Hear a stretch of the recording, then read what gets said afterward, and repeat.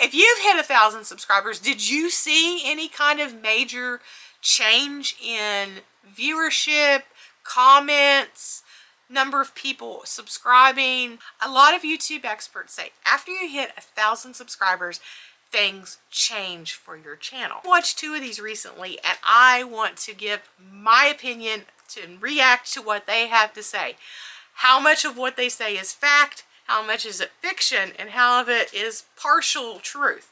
Now, your miles may vary, but I want to talk about the points that they've made in these videos and how that stacks up to what I have experienced. So stick around and I will let you know what actually happened when my channel hit 1,000 subscribers.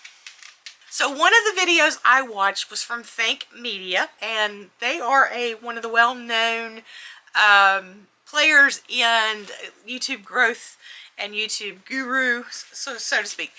And I want to go through some of the things that they said, and then there was another video that I happened upon from, I guess her name is Shantae Walt, and I will link both of these videos in the comments or in the description, because if you want to go look at what they had to say. She only had 4 points, but they kind of fell in line with what Think Media was saying. So I grouped hers into the logical group that Think Media had set.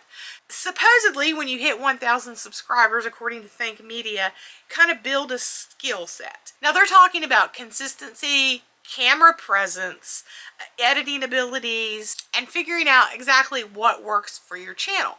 For me, that part, I kind of had that down. I felt pretty confident talking on camera because I do a lot of presentations in my job. I'm a public front-facing job, so I talk to people a lot, and I've given lots of presentations over the years. I went to school to be a journalist, so I didn't feel like I was needing that confidence. Same thing with editing and filming. I felt fairly good about that, so I never got that extra boost. I actually felt worse because I'm like, I should be able to do this better than I'm doing, or I don't have enough time to do it the way I want to do it. So actually it seemed to, it kind of pointed out my weaknesses to me that I needed to be more aware of and give myself more time to edit, which I still don't have because I have a full-time job. I also found out that if the consistency may be for 1 week or 2 and I'm doing really well, and then all of a sudden something happens, and because I work full-time, because I have a life outside of YouTube, one thing will domino into the next and I don't get as many videos up that week, or things happen, or I get a setback and I get really upset, and I have not found that consistency magically because I have 1,000 subscribers. So I don't think, to me, it doesn't magically make you more consistent or less consistent. I don't personally see how that fits into what you're doing. I know consistency does help build your channel and help you get out there, but of course most people are going to talk about monetization, and let's dive into monetization. Of course, 1,000 subscribers is a milestone because it is the one component of getting monetized. So you get the 1,000 subscribers, but sometimes, like in my case, I didn't magically get the 4,000 watch hours. In fact, I had a period in January of last year where I was losing subscribers after every video I made, and I had one point where I lost a humongous chunk of viewers and watch hours. I guess they were bots that YouTube finally got around to looking at, and then my watch hours plummeted. And so did my subscribers. So I didn't see monetization when I hit 1,000 subscribers. That was in, I believe, I want to say that was in December of last year. And then I did not get fully monetized until March of the following year. So it took at least 3 more months to hit the watch hours. Even though people had subscribed, I still didn't have enough watch hours. So yes, it's an important piece. So this is kind of a partial thing. Yes, it's an important component of monetization, but it's not the only factor in getting monetized. You have to get those watch hours. And monetization, while it sounds great, isn't the end. Once you hit the monetization, you then have to reach $100 in order for AdSense to pay you out. I got monetized in March. I still have not received one thin dime from YouTube. And if I hadn't gotten a super thanks from a loyal viewer a week and a half ago or so, I would still not even have cracked $50. So I'm setting at like $70 right now. I still need $30 to get paid, to get a payout. So monetization isn't the end of the game. You have to then continue to create the work. And I have videos that have $1 or less in revenue because people aren't watching them. Now Shantae mentions that YouTube starts recommending your channel more and to the right people.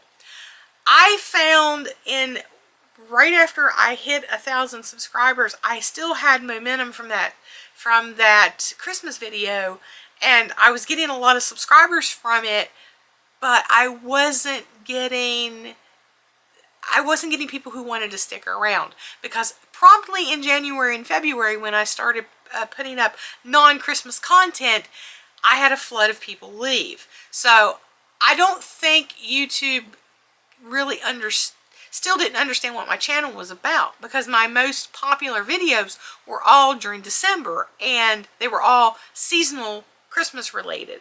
So it didn't really suddenly understand because I had 1,000 people.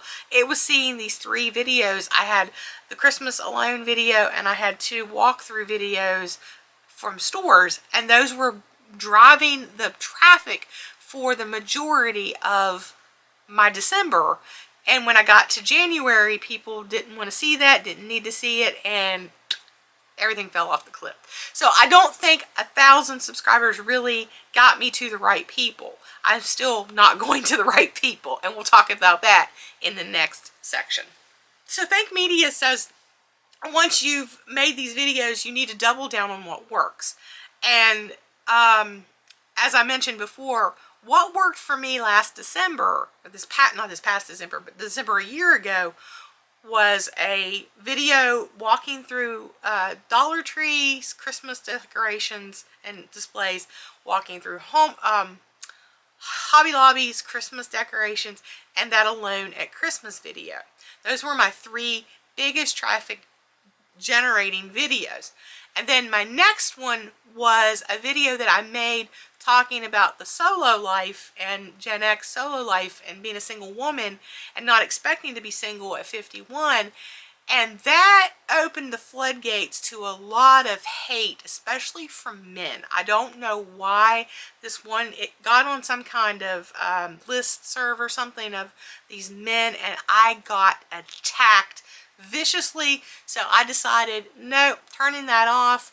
We are not going to have that happen. I'm not letting that happen. So I turned comments off on that.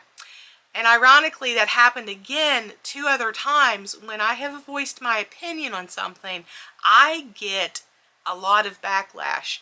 I made a video shortly after all of the Doge things were going on, when the president and Doge were going to cut the Institute for Museum and Library Services. I was talking about how I was afraid how that was going to impact all the libraries in my state. And I had people on there telling me I didn't know what I was talking about. I was like, I worked for the state library. I know what the federal money covers in the state I work in, and you're telling me that I'm fear-mongering and that I'm, a lib and just all this bashing. And I totally deleted that video. And then this last time, a week and a half ago or so, I made a video talking about how my culture shock of downgrading from a 2022 car to a 18-year-old car, 2007. And the amount of hate I got on that video was unbelievable. I finally just turned the comments off because I wasn't going to be somebody's punching bag for sharing my opinion and my being upset that I lost my car, no fault of my own, to some woman who had no insurance and was driving on a suspended license, and I had to do an abrupt change in my life because of somebody else's irresponsibility. And that's what I was talking about, and I got hate for it. So, because I didn't appreciate having an 18-year-old car. I don't know how to work on cars. I'm not even going to go there. So anyway, doubling down on what works for me is not going to be a good idea, because I don't want to open myself up to be somebody's punching bag, and I also can't make seasonal content all the time. I tried some spring Dollar Tree hauls and walkthroughs. They did not perform nearly as well as the Christmas videos. So where am I supposed to go? I don't know. I'm kind of stuck. And again, back to understanding your audience. Well, I really don't understand my audience. 1,000 subscribers did not give me that understanding. Both of the videos mention that you gain credibility once you hit 1,000 subscribers, in the form of Wonder Twins power, in the form of, sorry, my Gen X slipped in there. No, you would get more people coming to make deals with you. Like, you might get some brand deals. You might get, to review a product. You might get somebody to want to do a collab with you. Well, crickets. Crickets. I did not suddenly get brand deals. I did not suddenly get a bunch of people wanting to do videos with me. There was no credibility suddenly unlocking in any fathom of imagination for my channel. I'm still nothing and no one cares kind of thing.